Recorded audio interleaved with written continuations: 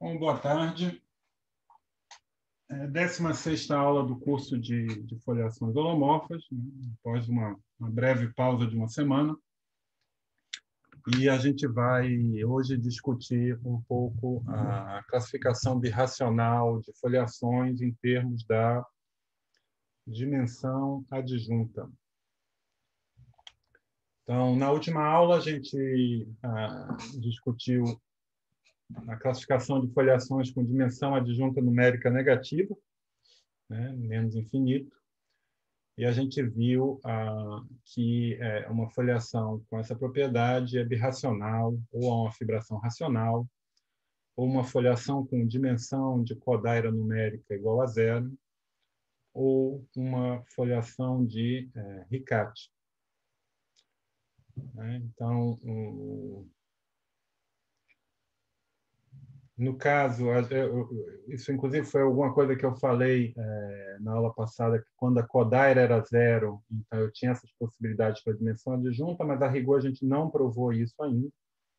A gente simplesmente mostrou quando a dimensão numérica era igual a zero, o que implica que a dimensão de codaira é zero, mas a gente ainda não viu a recíproca.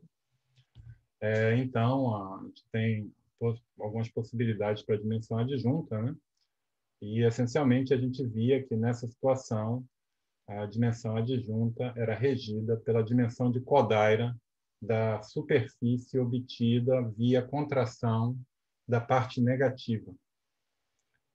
Então, na aula passada, a gente também discutiu a classificação de foliações com dimensão de codaira zero, né, que é um resultado do Luiz Gustavo Mendes. E a gente viu que quando a dimensão de codaira é igual a codaira 1, perdão, quando a dimensão de codaira, né, isso aqui é codaira de F, quando a dimensão de codaira de F é igual a 1, então existe uma fibração na sua superfície e a foliação ou bem é a fibração, e quando esse é o caso, a fibração é a fibração elíptica, ou bem a foliação é transversal à fibra genérica da fibração. Tá? A gente mencionou brevemente que quando tem a foliação F transversal a uma fibração,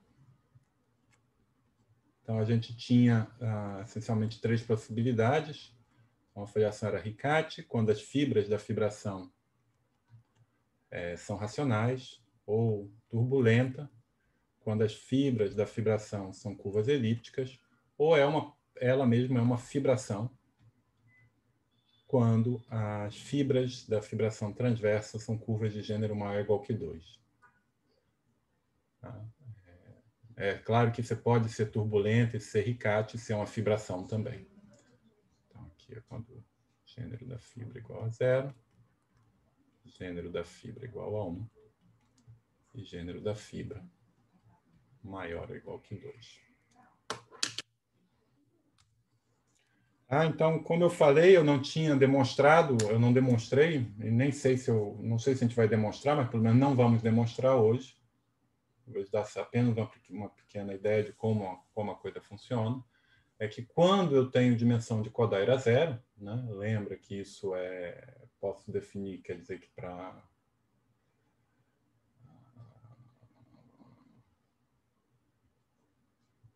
n suficientemente grande e n suficientemente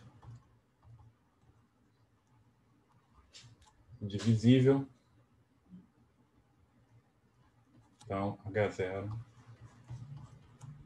xkfn igual a 1. Então, nesse caso, vale que a dimensão numérica é igual a 0. E esse é um resultado, talvez, depois da classificação de foliações com dimensão numérica igual a 1 e codaira menos infinito, talvez um dos resultados mais delicados. E o trabalho é você, sabendo que possui uma seção, mostrar que essa seção não tem parte positiva, que a parte positiva é 0, então isso fica completamente na parte negativa. Ou de outro, se você quiser, você pode enunciar esse teorema de uma outra forma, que é dizer o seguinte, que quando a dimensão de Kodaira é maior ou igual que zero, ou seja, eventualmente existem seções, então a dimensão de Kodaira é igual à dimensão numérica. Tá? Equivalente a esse outro enunciado. E quando a gente enuncia desse jeito, o trabalho vira de mostrar que no caso em que a dimensão numérica é igual a 1, então eu tenho que a parte positiva vai ser efetiva, por hipótese, e mostrar que essa parte efetiva move em um pênsil. Você consegue deformar. Então, a estratégia são alguns passos, né, para mostrar esse resultado. Então, o primeiro é mostrar que o lugar de zeros da seção, né,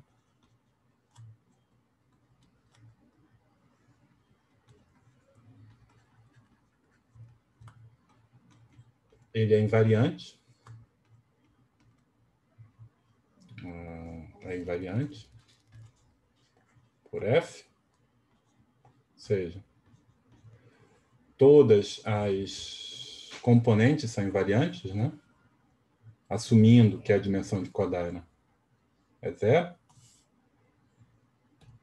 Depois mostrar que, além de ser invariante, é de tipo elíptico.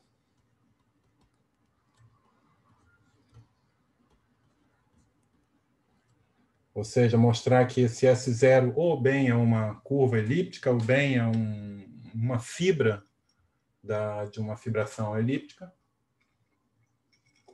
E o terceiro passo é mostrar que o fibrado normal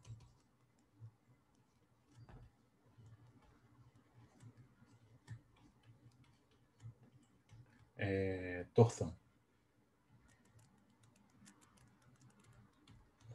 Então, não é fácil, não é imediato.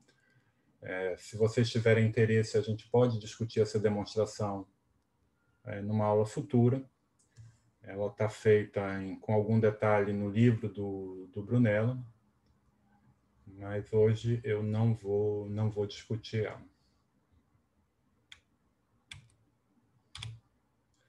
O que eu quero é discutir algo bem mais simples, que eu vou, no final das contas, utilizar esse resultado. De certa maneira, ele também está implícito numa parte desse lema, mas que é a classificação de foliações com dimensão adjunta 1. Certo? Então, eu lembro esse lema que a gente discutiu a demonstração na aula passada, né? Se eu tenho uma foliação relativamente minimal, com um fibrado canônico pseudo-efetivo, né? E numa superfície lisa. E se eu escrevo Kf igual a P mais N, a decomposição de Zariski, e então, os raios Kx negativos, se tiver um raio Kx negativo em que a parte positiva da decomposição de Zariski é zero, então a dimensão de Kodaira é 0 ou 1. Tá certo? E, além disso, no caso de dimensão de Kodaira 1, essa curva tem que ser proporcional à pi-estrela de Kf, ou seja, que antes de fazer a contração, antes de passar para o modelo canônico, a curva já é proporcional a P. P vai ser o lambda C, para algum lambda positivo, numericamente, pelo menos. E essa prova desse lema, né, não sei se vocês lembram, passava um pouco pelo estudo da gente tentar entender como esse C intersecta a parte negativa, né, porque P vezes C igual a zero, eu posso comparar com o que é KF vezes C, onde a gente tem fórmulas para essa parte, para esse lado, mas a gente pode escrever isso com N vezes C, e no final das contas virava um estudo de como a parte negativa intersectava C.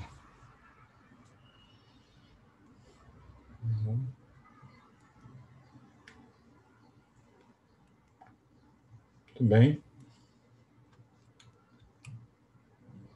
Então, uma consequência desse resultado é o seguinte, né? Então, suponha que eu tenho uma foliação relativamente minimal, com singularidades canônicas, que não é uma fibração, né? Então, como não é uma fibração, a gente sabe pelo teorema de Miyooka que KF é pseudo-efetivo. E eu posso considerar a decomposição de Zariski de KF, né? Isso vai ser P mais N. Então, se codaira de F não for 0 ou 1, então esse fibrado, esse divisor, é NF. A prova é bastante simples, assumindo o lema anterior, né? O ponto todo é que se codaira de F não pertence a 0,1, então P vezes C é estritamente maior que 0 para qualquer C, uma curva em X. Né? Porque lembra, no lema anterior, se eu tiver um raio extremal tal que vale 0, então a dimensão de codaira é 0,1, aqui não é para qualquer curva, é para qualquer C raio extremal em X. Né? E aqui no sentido, raio extremal, no sentido de que K é X de C menor que 0.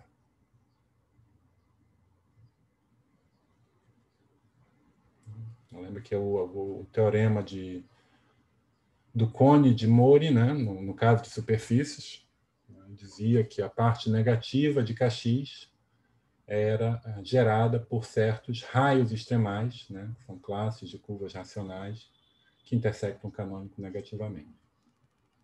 Bom? Agora, se eu denoto por se I de F é o índice,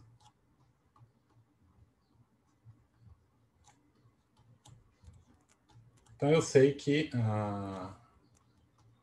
I de F vezes P, lembra que o índice de F era definido como maior ou menor múltiplo comum dos denominadores de N, a parte negativa.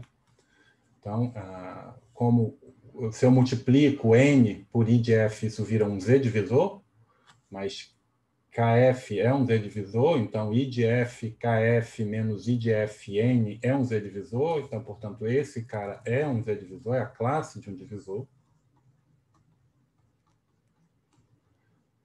E o que me dá aqui I de F vezes P, né? Pela desigualdade fundamental da aritmética, como é um número não nulo, ou I de F de P vezes C, como é um número não nulo, é maior ou igual que 1. Isso aqui para qualquer C raiz extremal. Mas isso vai implicar também que 3I de F vezes P vezes C é maior ou igual que 3 para qualquer raiz extremal.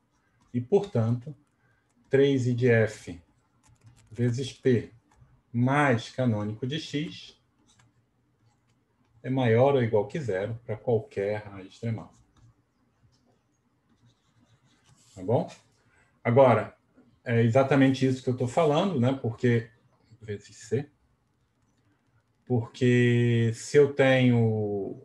Se esse sujeito não é NF, então tem alguma curva que intersecta ele negativamente, mas isso, como P é NF, quer dizer que tem uma curva que intersecta Kx negativamente, mas essa curva, por intersectar Kx negativamente, ela está no cone dos raios, no cone gerado pelos raios extremais. Então, eu tenho um raio extremal que vai intersectar tudo isso negativamente. Ora, mas aqui eu estou dizendo que isso não acontece. Portanto, esse sujeito é NF, que é o que eu queria demonstrar.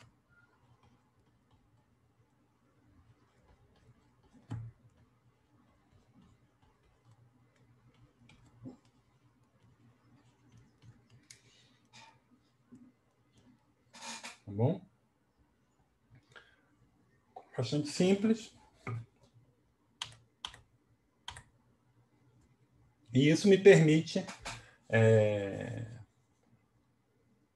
vai me permitir provar o seguinte lema, né? Então, seja F agora uma foliação relativamente minimal, e eu vou assumir que a dimensão de Kodaira numérica é igual a 1, e que está em um dos casos que a gente não tratou, assumindo o teorema que eu enunciei no início da aula, né, no início da exposição. Então, assumindo que não tem exceções. Então, a gente vai ver que H1 de x ou x tem que ser zero, e P vezes N estrela F, P vezes Kx vai ter que ser positivo, onde P é a parte da decomposição de aritmética. Certo? Então, qual é a ideia? Então, vamos primeiro garantir que H1 de x O de x é igual a zero. Então, assuma H1 de x O de x diferente de zero. Então, nessa situação, a gente sabe, né, como eu estou numa superfície x, então aqui é sempre eu estou com x na superfície projetiva.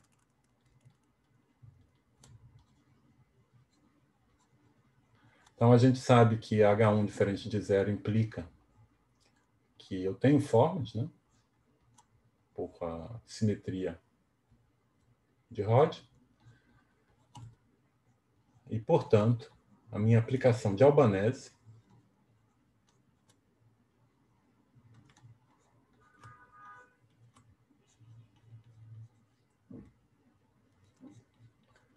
é não trivial.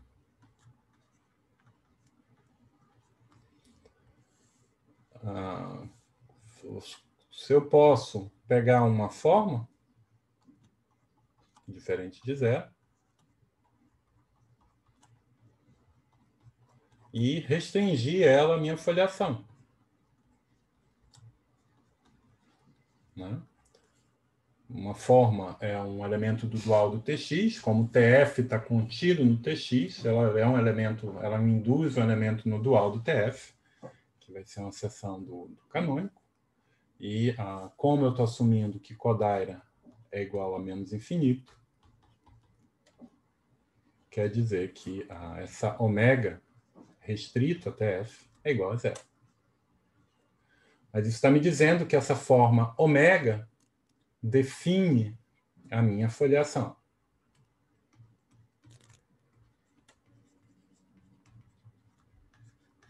E isso vale para qualquer ômega em H0 de x, ômega 1 de x. Em outras palavras, eu tenho que... em outras palavras, não. Então, eu tenho que a Albanese de x é uma fibração e F é a fibração, é esta fibração. Mas agora, para fibrações,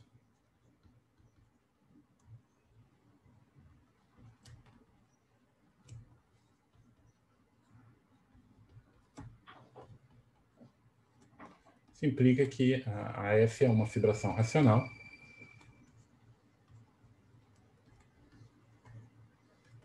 Isso é um resultado que foi feito originalmente por Serrano, mas que ele foi o primeiro a estudar essa dimensão de Kodaira no caso particular de fibrações. E a gente pode também obter por outros métodos hoje já, mas podemos ficar por aqui. E isso me dá que H1 de x O de x é zero. Então, isso é uma contradição. porque eu estou assumindo nu de f igual a 1. Né? Isso implica aqui nu de f menos infinito. Isso é uma contradição que mostra que h1 de x, O de x é igual a 0. Tá bom? Muito bem. Então, agora a gente quer mostrar que vale essa desigualdade. Tá certo? Então, o ponto todo é que a gente quer, a partir dessa informação numérica, se vocês quiserem, tentar relacionar essa informação numérica com a existência ou não de seções. E como é que a gente pode fazer isso? A ferramenta para fazer isso é o Riemann Roch.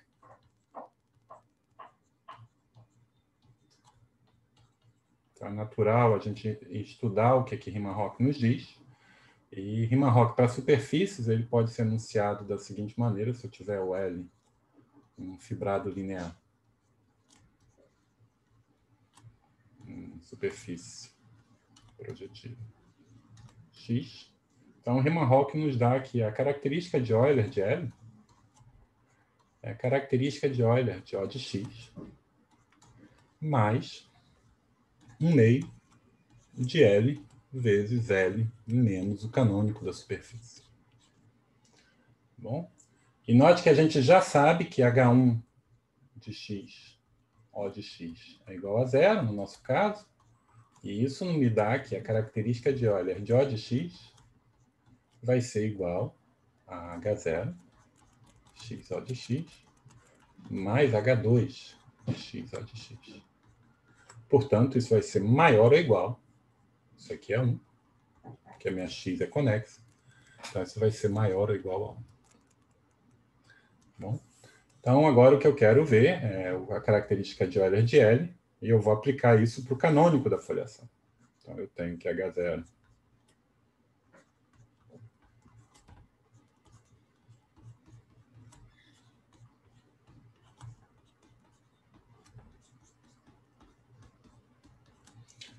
menos H1 mais H2 do KF vai ser a característica de Euler de O de X mais 1/2 do... vou fazer até melhor. Não vou aplicar para o KF, não. Eu sei que KF é P mais M. Então, eu vou aplicar isso para MP. Um múltiplo que seja um divisor. Não só um Q divisor. Então, isso vai ser a MP. MP menos KX. Tá certo? E o que eu sei? Eu posso, digamos que eu queira só majorar. Eu posso simplesmente majorar esse lado.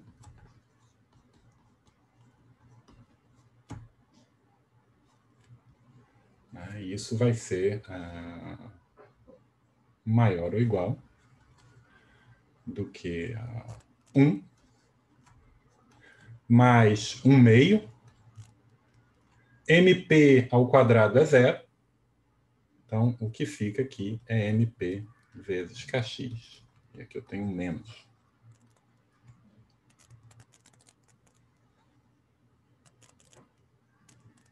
Tá bom? Agora, lembra que eu estou assumindo que nu de F é igual a 1. E estou assumindo também que a codaira de F é menos infinito.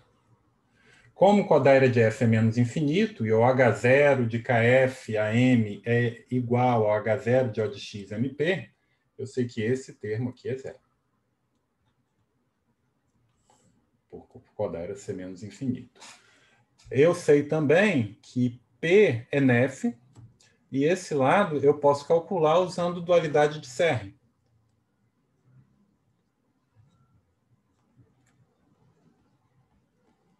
E isso me é igual a H0x kx menos MP.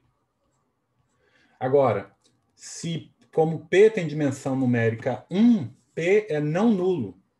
Logo, P intersecta alguma curva negativamente. ou positivamente.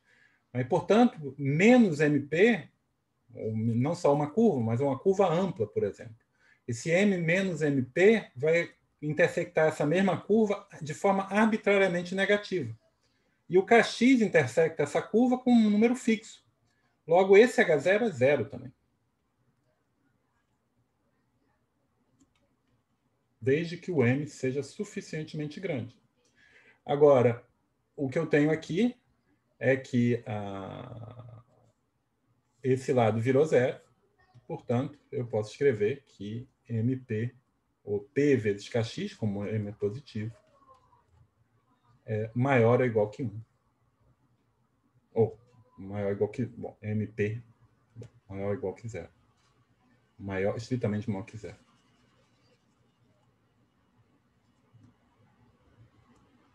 Certo? Que era justamente o que eu tinha anunciado. Que P vezes Kx é maior que zero. Tá bom?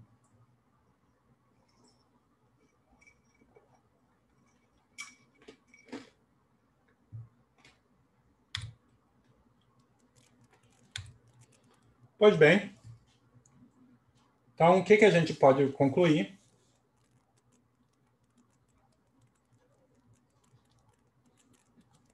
Então, eu posso concluir que quando quadrada de f é menos infinito e nu de f é igual a 1, então, isso que eu quero mostrar é que a dimensão adjunta de f é igual a 2. E como é que a gente prova isso? Bom, dessas duas hipóteses, eu sei que P mais 1 sobre 3 IF Kx é NF. Eu sei também, então estou escrevendo, né, KF igual a P mais N. Né? Eu sei também que P é NF. Mas essas duas coisas me dão que as combinações... Opa, aqui o KF Kx está em cima, né? Essas duas coisas me dão que as combinações convexas desses dois divisores também são nefs. Então, em particular, P mais epsilon Kx é nef para a epsilon suficientemente pequeno, considerando combinações convexas desses dois sujeitos. Tá bom? Então, eu posso calcular agora essa interseção. Isso é P ao quadrado mais epsilon, P vezes Kx, duas vezes, mais epsilon ao quadrado, Kx ao quadrado. Mas pelo lema anterior, esse termo é maior que zero.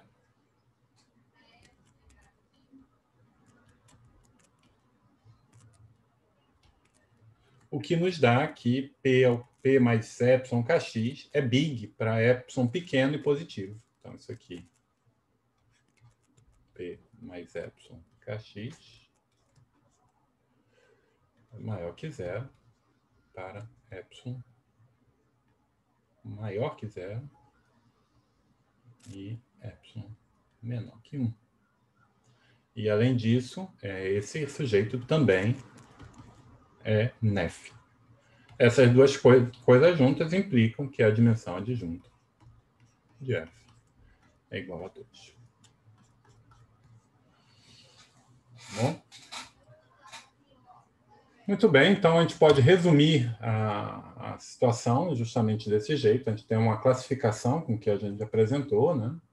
Note que eu não fiz a parte difícil, o que ficou faltando discutir com um pouco mais de detalhe foi porque quadrada de f igual a zero implica que nu de f igual a zero. Então, isso aqui não discutimos. mas as outras partes foram discutidas e a gente tem essa possibilidade para as foliações. Né? Quando a dimensão adjunta é menos infinito, foi o resultado da aula passada, a fibração racional, ou no de f igual a 1, ou quadrada de f igual a 0, ou quadrada de f igual a 1. A dimensão adjunta a 0, a única possibilidade é que a dimensão de quadrada seja 0.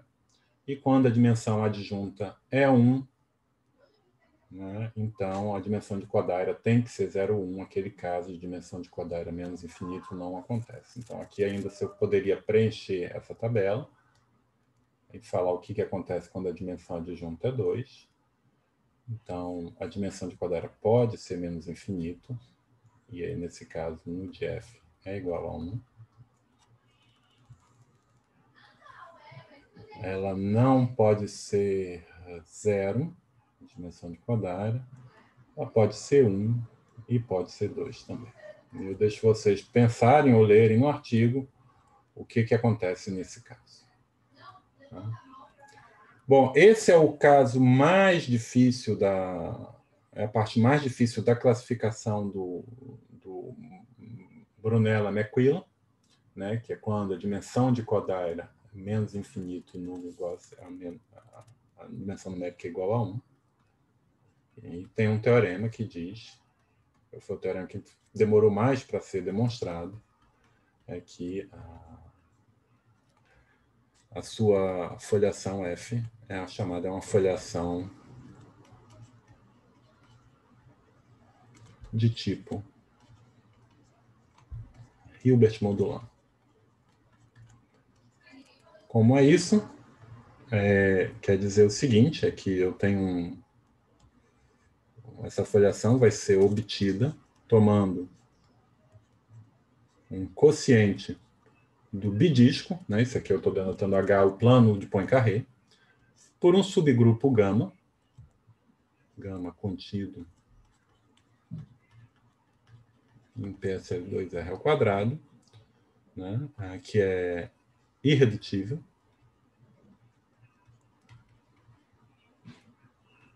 e de modo com um covolume finito.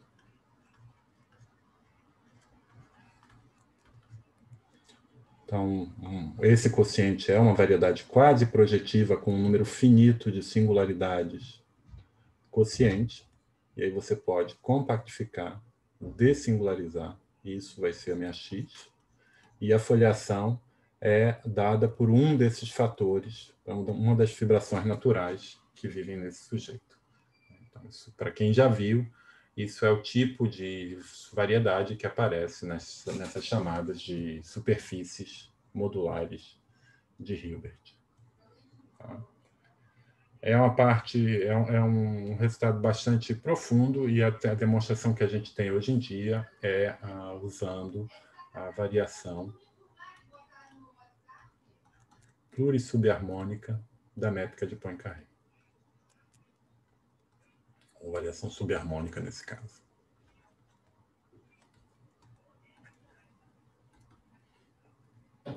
Que é um teorema do Brunello. Eu não quero discutir isso, vai muito além de todos os métodos que a gente falou aqui no curso, mas eu queria enunciar e deixar vocês cientes do que é isso. Tá bom? Então, eu não sei, a gente poderia parar nossa discussão sobre a classificação birracional de foliações nesse ponto.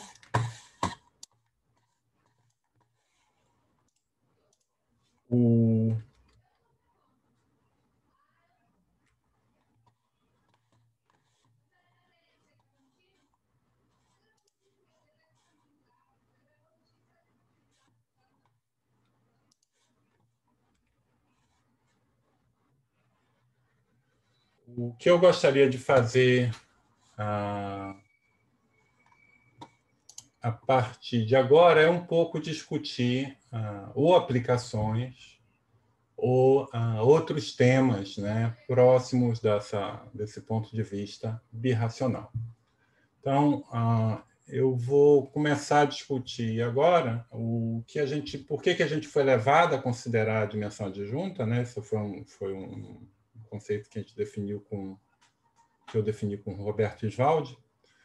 E, na verdade, o nosso objetivo era muito mais simples, né? Não tinha essa ideia de classificação, mas começou com um problema muito concreto. Então, o problema que a gente estava olhando era o seguinte: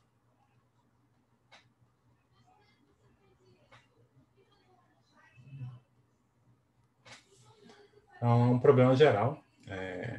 Como garantir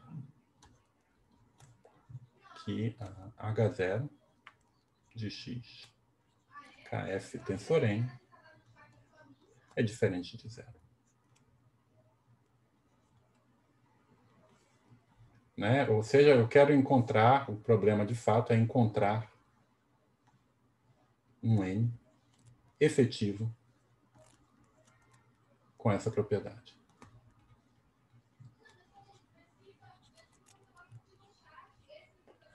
E o ponto é que isso é um problema que eu penso já tem algum tempo, dizer até pelo menos uma década, e eu confesso que eu não tenho resposta nenhuma geral para ele. Tá certo? Se você pensar a teoria de foliações como análogo da teoria de superfícies, isso é uma coisa que evidencia bastante a diferença, pelo menos a diferença no nível de desenvolvimento, porque a gente sabe que para superfícies, acho que o primeiro a mostrar isso foi o Bombieri, que, pelo menos para superfície de tipo geral, já para n igual a 5, você já consegue garantir que tem seções. E, além do resultado do Bombieri, tem resultados ainda mais clássicos que classificam, por exemplo, superfícies regradas, de dimensão de Kodaira menos infinito, como aquelas em que não tem seção até a 12ª potência. Então, o ponto todo é que, essencialmente, a grande diferença é que não tem muitas técnicas para lidar com esse problema. E, em contrapartida, para o caso de superfícies, você tem muitas técnicas e, essencialmente, o que a gente se deu conta é que, ao invés de olhar para esse problema, que a gente não tinha técnicas para utilizar, tem tecnologias. Então, a observação é que existem técnicas.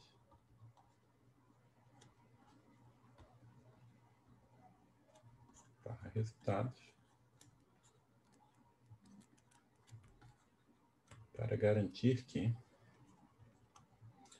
H0 de kx tensor L tensor N, quando L é NEF, por exemplo.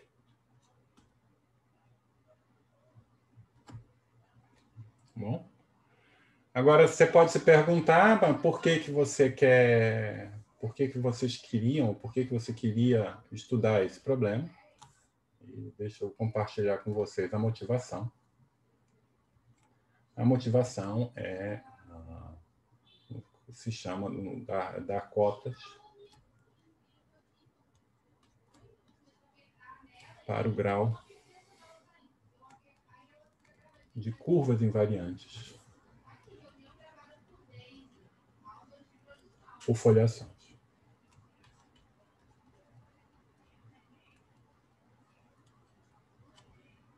Tá bom? Então, qual é a relação?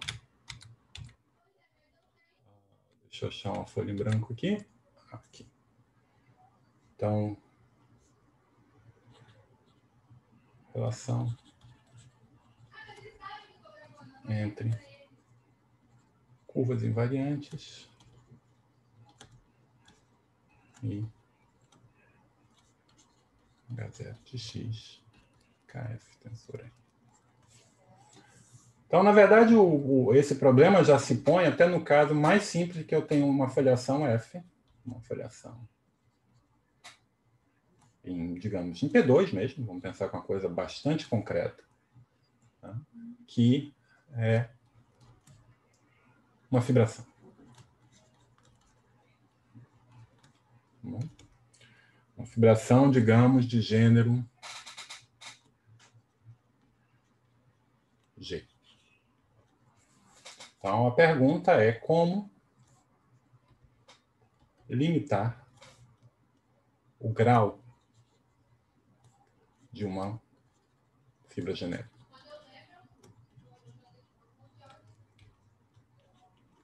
Então, uma estratégia possível é a seguinte. Você começa com a foliação em P2. Como é uma fibração, ela vai ter singularidades horríveis, vai ter singularidades que são não canônicas. Né? Vai ter que ter um ponto base do pêncil, se é um pêncil de curvas, então tem que ter ponto base, que eu estou em P2, o pique é Z. Então tem singularidades não canônicas, mas nada me impede de considerar uma resolução de singularidades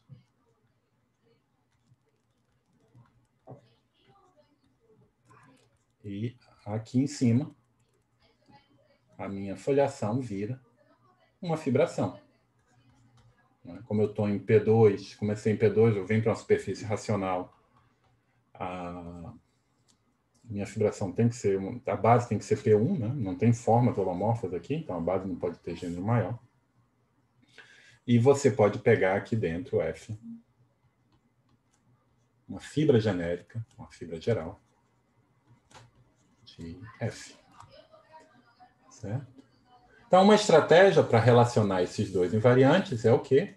É você fazer o seguinte, você pode considerar o mapa que vai de KF, ou do H0, de X, KF, tensor N, para o H0 da fibra.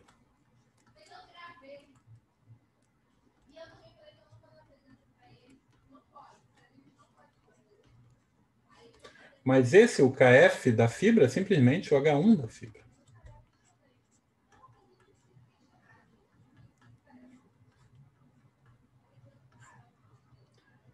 Okay? E se você conhece o comportamento do H0 aqui, você consegue construir elementos no kernel dessa aplicação. Isso aqui é a aplicação de restrição, vou chamar de R. Então, eu posso pegar uma seção de uma potência grande, restringir, obter uma seção daqui. Eu sei que esse sujeito cresce como 2G menos 2 vezes N, né? Isso é Riemann-Roch, o H0, né? A dimensão aproximada. E se eu assumir, por exemplo, que a minha F... Então, aqui eu estou com a foliação F aqui em cima. Se eu assumir que a minha F é de tipo geral, eu sei que isso vai crescer com uma certa constante vezes N ao quadrado. E eu vou conhecer consigo, em princípio, se eu conhecer esse crescimento, conhecer essa função com alguma precisão, eu consigo garantir a existência, né, de um N0 e de uma seção S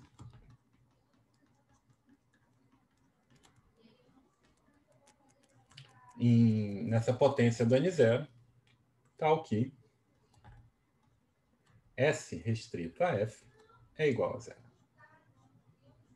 Ora, mas se eu venho de P2, né, eu sei que quando eu olho para π estrela de KF, isso vai ser OP2, o grau da foliação original, né, vou denotar por F a foliação em X e em P2, do mesmo jeito, menos 1. Né? Em particular, eu sei que eu estou construindo, quando eu volto para P2, eu tenho que esse π estrela de S, eu posso identificar com um polinômio homogêneo de grau N0 D de F menos 1, que se anula em F. Então, por isso que é importante por isso que eu me interessei, né, em encontrar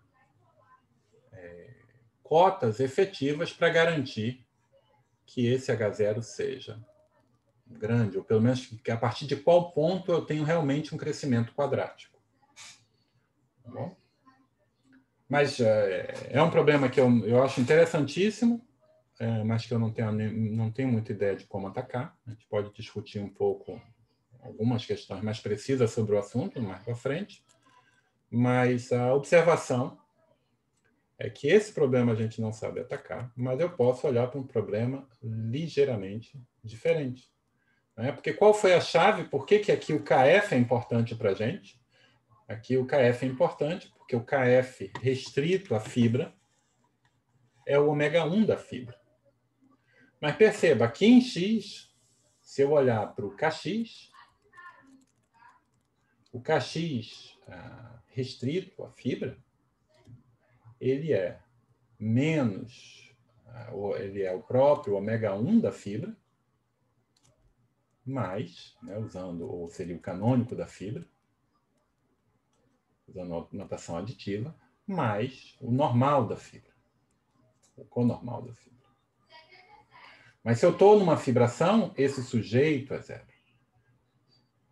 Então eu posso usar não só o KF, mas eu posso usar também combinações de KF, tensor M, e KX, tensor M, para obter a mesma coisa desse lado. Então, sabendo controlar o crescimento desse fibrado, né, de M, KX, mais N, KF, eu consigo ainda, em princípio, fazer o mesmo truque. Bom, resta explicar por que é mais fácil trabalhar com esse sujeito do que com o KF propriamente dito, mas eu vou mostrar isso através de um resultado, né, que já é um refinamento dos resultados clássicos de Bombieri, mas que vai nesse sentido. Isso aqui é um teorema que eu peguei de um artigo do senhor Igor Haider,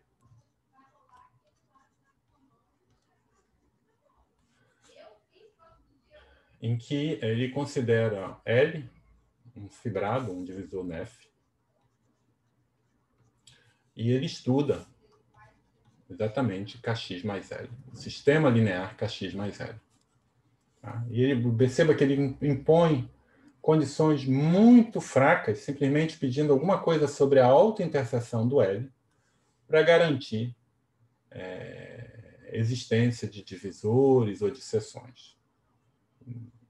Vou deixar no slide para vocês que quiserem ler esse teorema com mais detalhe, mas o que a gente vai usar para avançar a discussão é esse corolário, né, que diz que se L ao quadrado for maior do que 10, maior ou igual que 10, né, então aqui sempre L NF, e eu tenho que L mais KF, eu vou olhar para esse mapa. Se esse mapa não for birracional, perceba que não tem potência nem nada, é para esse mapa explícito. Se esse mapa não for birracional, então existem curvas, na verdade, é um pêncil livre de pontos base que intersectam minha curva L com E ou com igual a 1 ou igual a 2. Certo?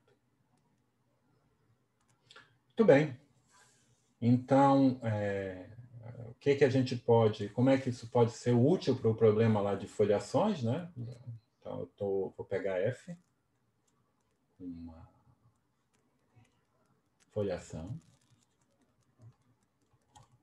integrada, algebricamente integrada. Ou seja, todas as folhas são algébricas, é uma fibração.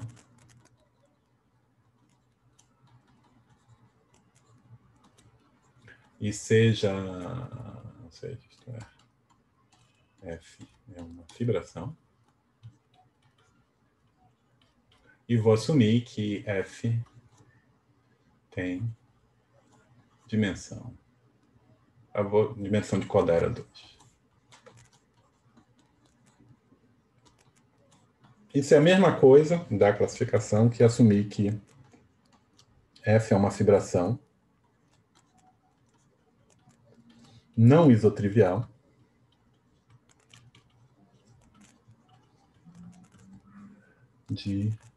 com fibras de gênero maior ou igual que 2. Tá bom? Então, de gênero G maior ou igual que 2. Então, para poder aplicar esse tipo de resultado, a ideia é você aplicar. Você quer aplicar esse resultado para Kx, então seja Kf igual a P mais N, a decomposição de Zariski, e eu quero aplicar esse resultado para Kx mais um certo múltiplo lambda do P. Bom? Mas que múltiplo lambda é esse? Perceba que esse resultado eu preciso ter de fato um divisor. Né? Então eu preciso lambda tal que lambda P é um divisor e não apenas um Q divisor. Então eu preciso que o lambda seja um múltiplo de I de F.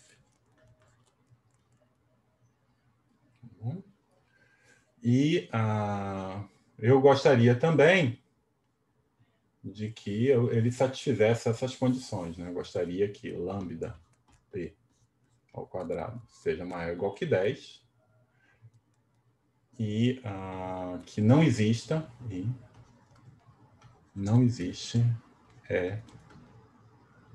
linha tal que lambda P vezes E' seja igual a 1 ou 2. Então, eu consigo resolver tudo isso tomando lambda igual a 4 vezes I de F. Porque já ao multiplicar por I de F, eu já obtenho um divisor P. Quando eu fizer o quadrado com esse 4, então P ao quadrado, se for positivo, ele tem que ser pelo menos 1. Né? Um divisor não tem autointerseção fracionária em uma superfície lisa. E multiplicando por F, ele vai ser maior do que 16. Por 4, ele vai ser maior que 16. E também a interseção com qualquer curva que seja não nula vai ser um múltiplo de 4. Logo, esse 4IF vai funcionar para você poder aplicar esse resultado. Tá bom? Mas fica o problema que IF não é limitado em fibrações. Então, mesmo querendo aplicar esse resultado para fibrações, você não consegue fazer isso. Mas a solução, né, ou a solução possível é encontrar cota para IF em função do gênero G. Esse mesmo gênero que está aqui.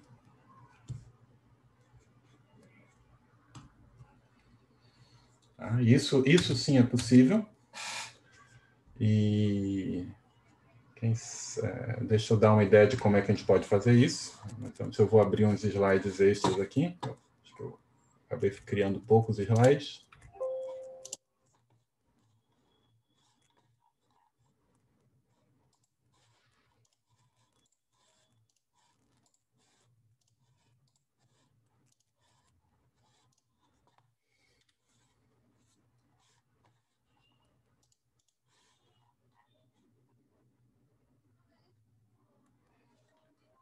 Como é que a gente pode fazer isso?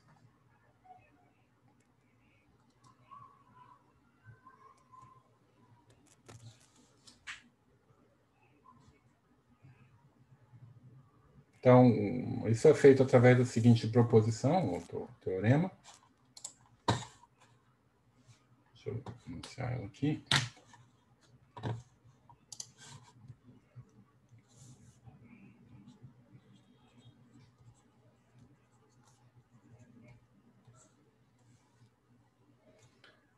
Então, se F é uma fibração de gênero G maior ou igual que 2, então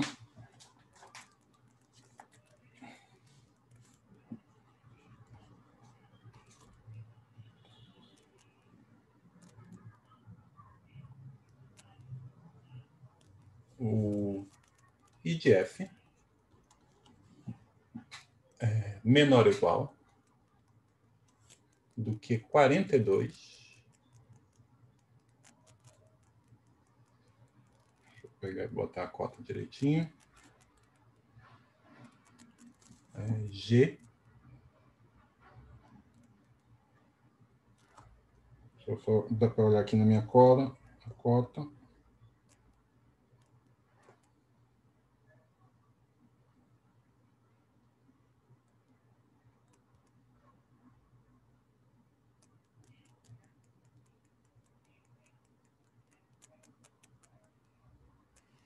Quarenta e dois,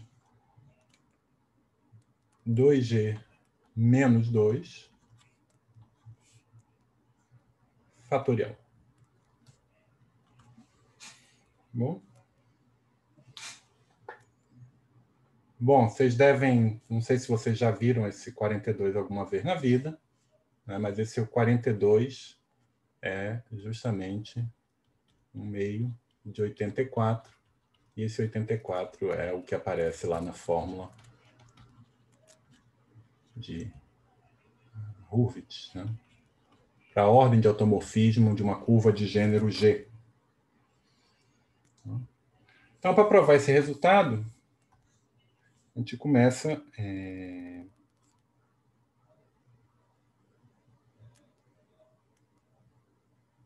O que a gente vai fazer é o seguinte. Aqui claro que eu estou pegando F reduzida, etc. Né? Então, vou começar com um lema. Então, seja F foliação relativamente minimal. Aqui também, né? F relativamente minimal. Então, F relativamente minimal em X, superfície projetiva lisa. E suponho que F é uma fibração de gênero maior ou igual que 2. De gênero, função de gênero G maior ou igual que 2. Então, se T é uma curva irredutível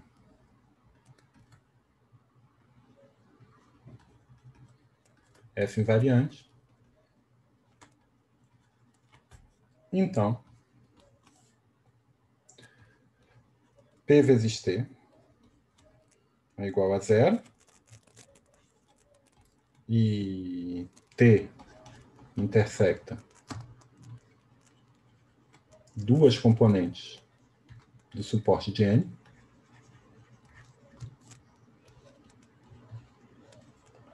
ambas de ordem 2, ou P vezes T maior ou igual que 1 sobre 42. Bom?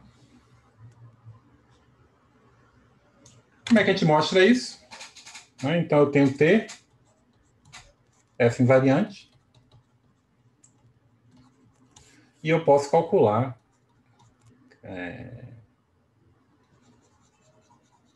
eu sei que KF vezes T é igual a P vezes T mais N vezes T, mas é também o canônico da foliação aplicada numa curva invariante. Ele é o canônico da curva, né?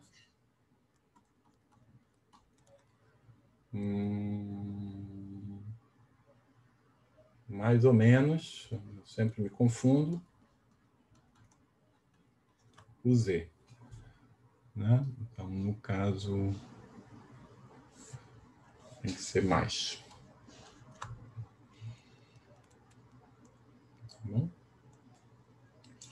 Então, vamos lá. Suponha que KF, ou que P vezes T. Eu sei que P vezes T, como PNF, P vezes T é maior ou igual que zero, vamos assumir que P vezes T é igual a zero. Certo? Então, isso implica que canônico de T mais E de F T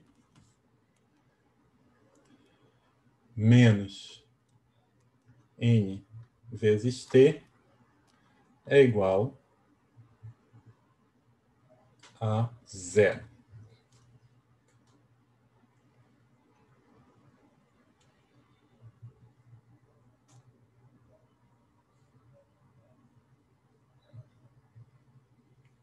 Bom. Agora, eu posso expandir isso. Eu sei que esse N vezes T, lembra que essa curva é F invariante. Isso aqui T. E ela pode intersectar parte negativa. E ela tem que intersectar a parte negativa justamente no tail, né? No rabo da parte negativa. E essa parte negativa aqui, o que a gente pode escrever,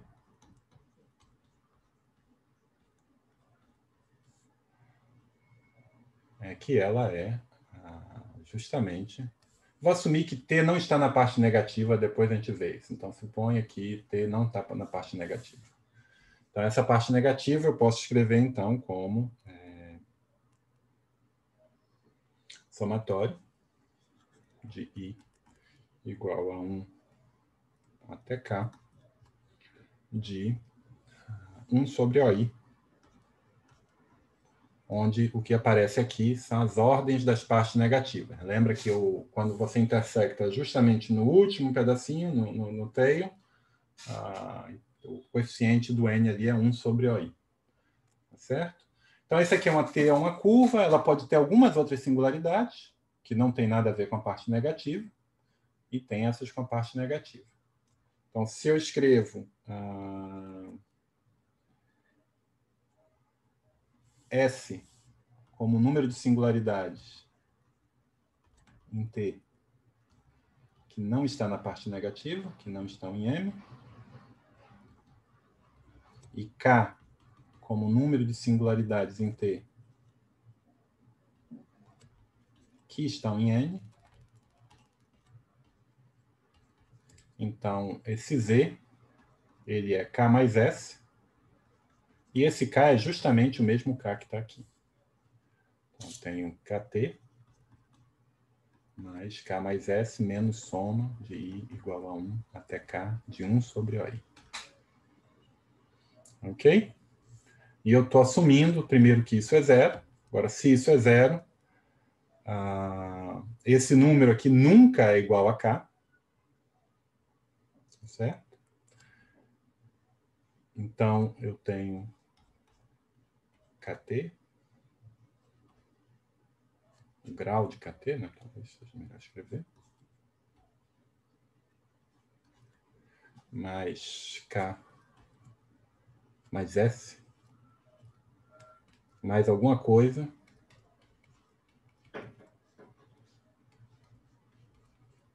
que é positiva, né? Isso aqui é sempre positivo, certo?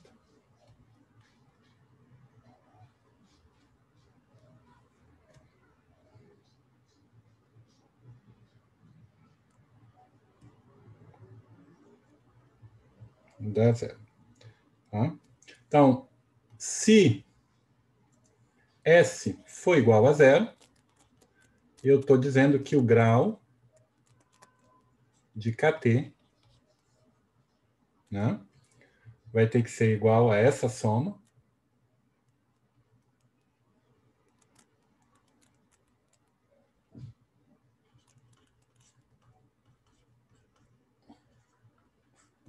E, portanto, o grau de KT tem que ser negativo.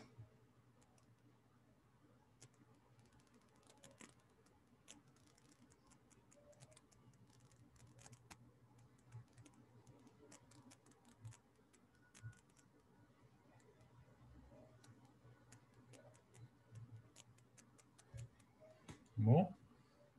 Então, quais são as possibilidades aqui? Então, esse grau, como isso aqui é negativo, esse grau, o grau de KT tem que ser, isso aqui tem que ser uma curva racional, né? Então, tem que ser 2G menos 2. Então, aqui tem que ser menos 2. Eu tenho que conseguir escrever isso como menos K menos somatório de 1 sobre OI.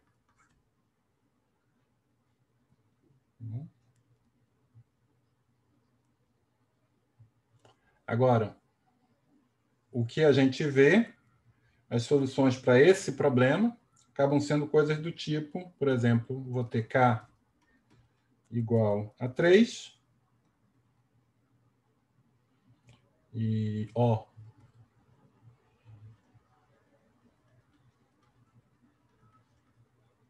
igual a, por exemplo, 3, 3, 3, ou 2, 4, 4.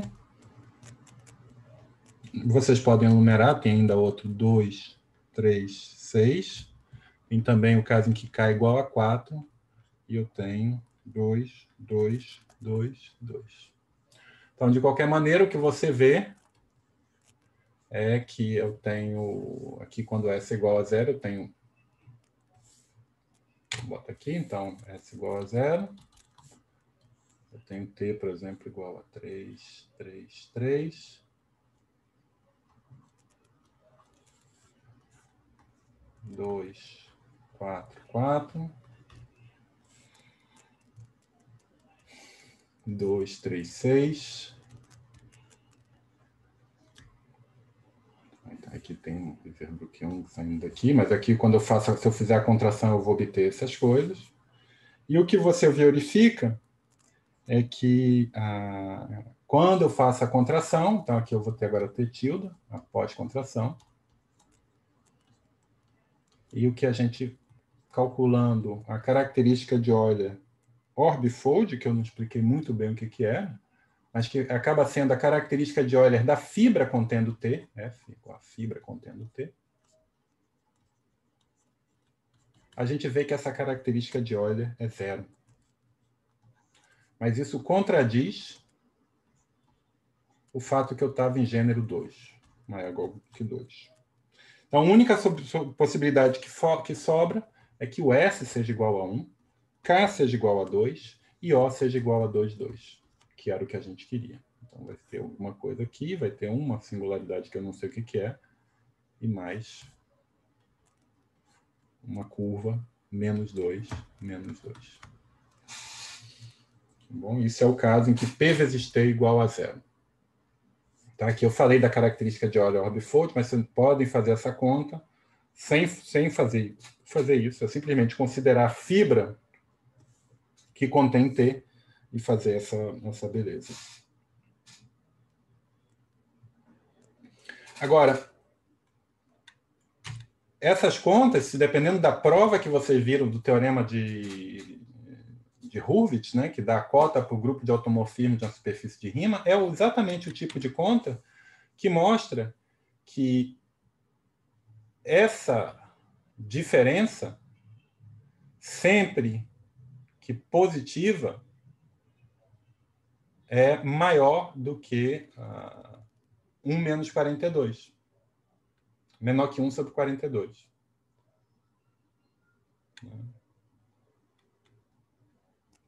Então, cadê? Então, assumindo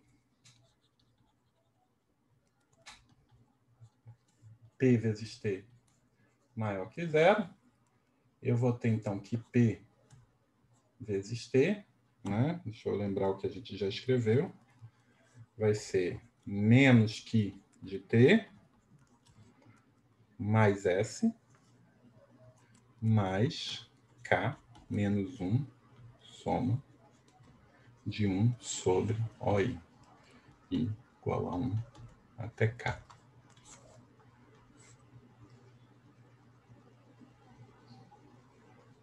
certo? E o que é fato é que esse número aqui... como é que é?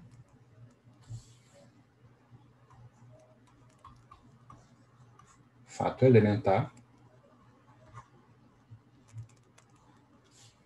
é que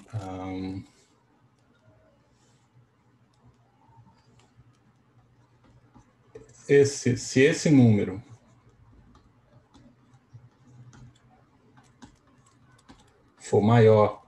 for estritamente maior do que 2,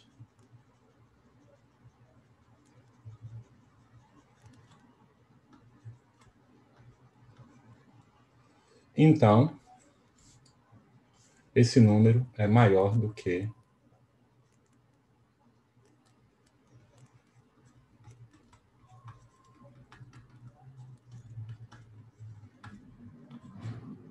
2 mais 1 sobre 42. E ele é realizado, essa cota é realizada justamente quando K igual a 3 e O igual a 2, 3, 7. Vocês estão conseguindo me ouvir?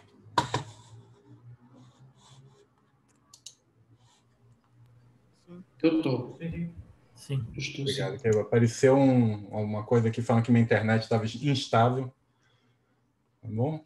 Então, esse é um exercício completamente elementar, né? E, essencialmente, o que você mostra é que você ordena digamos que você queira dar essa cota quando K igual a 3. Você ordena lexicograficamente as ordens e vê que quando você vai aumentando, a ordem vai aumentando. E esse é o primeiro elemento, né, em que esse número dá exatamente maior que 2.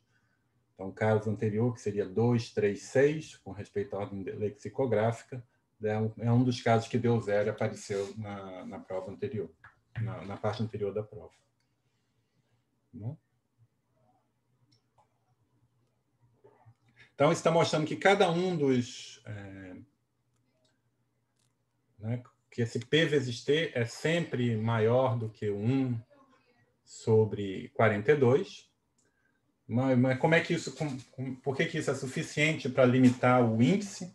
Né? O ponto todo é o seguinte, eu não vou fazer todos os detalhes, mas a ideia básica é a seguinte, é que quando eu tenho... acho que estou calculando mal hoje. Quando eu tenho uma fibração,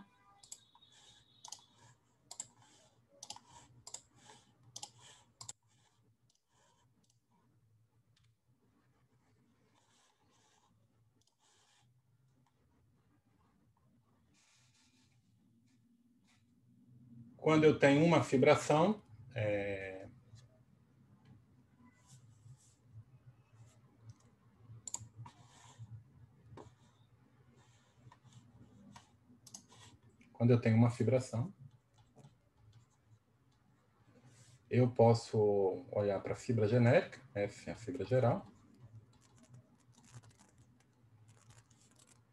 Então, fibração de gênero G.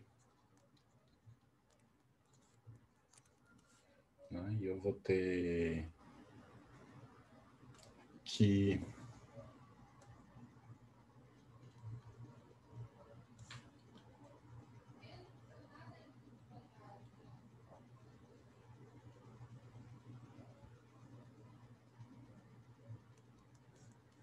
vou pegar IF0 aqui, uma fibra especial, Vou escrever esse F0 como sendo somatório de MI, CI, uma certa soma de curvas, né? E eu sei que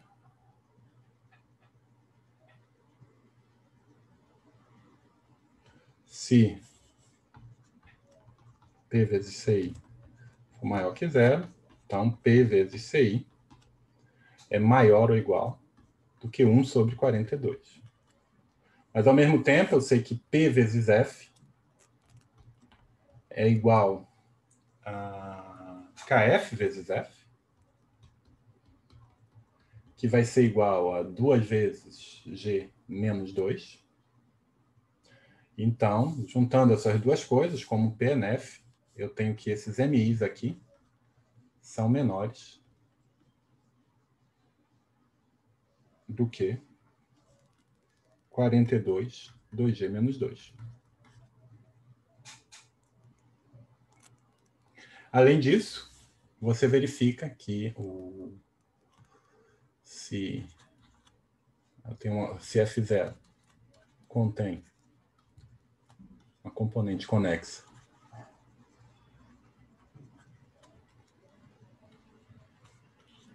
de N,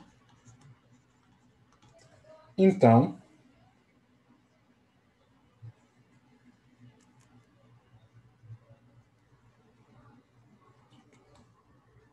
um menor múltiplo comum contém componentes conexas de N, então menor múltiplo comum das ordens dessa componente,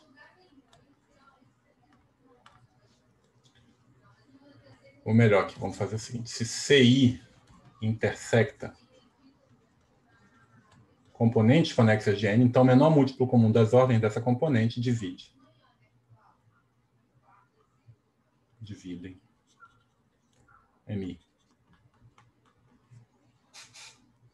Certo? Então, o que a gente tem é que as multiplicidades vão ser limitadas por isso. Perceba que quando P vezes CI é igual a 0, a gente viu que ela só intersecta duas componentes com multiplicidade 2. Então, isso não é um problema. E porque aqui eu só vou ter a contribuição que vem de N para essa parte vai ser 1/2 nos denominadores e 1/2, então isso não é dramático. Então, o índice aqui é só maior ou igual que 2. E para as outras componentes, eu consigo estimar o índice a partir desse fato. Então, eu vou ter que os índices vão ser justamente menores do que algum divisor de 42, 2G menos 2. Por isso que aparece esse fatorial. É claro que provavelmente isso aqui é um exagero, dá para conseguir algo provavelmente um pouco melhor, com mais trabalho, mas para você obter uma cota efetiva e, bom, exagerada, aquilo é suficiente. Então, de posse disso, você consegue limitar, então, tudo isso, você pode, então, limitar explicitamente, mesmo que uma cota que não é realista, o grau de uma fibra, de uma fibração não isotrivial de gênero maior ou igual que 2, em função do grau. Em função de G. Só de G. Não precisa de mais nada. Então, vai ser uma cota horrível, vai aparecer uma exponencial, mas é uma cota. E é uma cota explícita. Tá bom? Bom, vou parar por aqui por hoje. Vou interromper aqui o